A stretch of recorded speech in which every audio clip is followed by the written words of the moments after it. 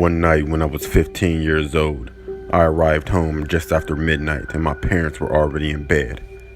I decided to leave the back door unlocked for my older brother since he was sleeping over a friend's house.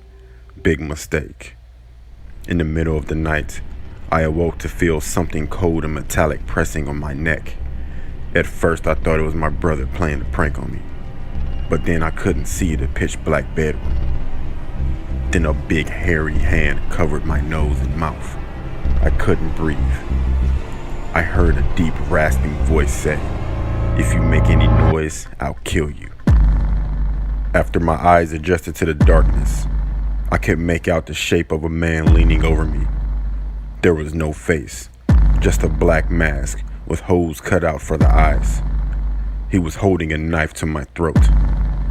I knew my parents were asleep in the next room, so I tried to make as much noise as I could, but the man's hand muffled my screams.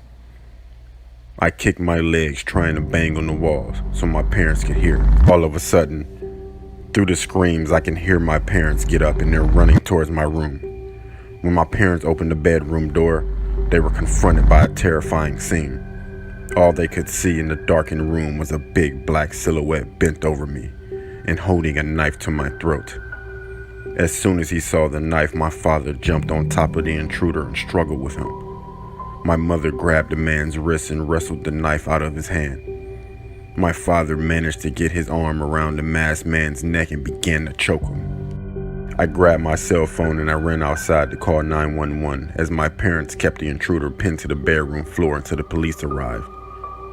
The bedroom door burst open and the police officer ran in holding a gun, yelling, "Don't move or I'll blow your head off." The police handcuffed the intruder and dragged him out of the house. When police searched the man's truck, they found a variety of weapons and some bloody clothes. It turned out that the masked man had already murdered 2 people a few days before. My family and we had no way of knowing it, but we had just captured a serial killer. And the scariest part about this is that it can happen to anyone at any time. This was real.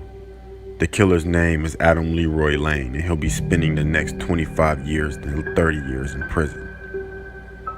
What I've learned from this is to always lock my back door.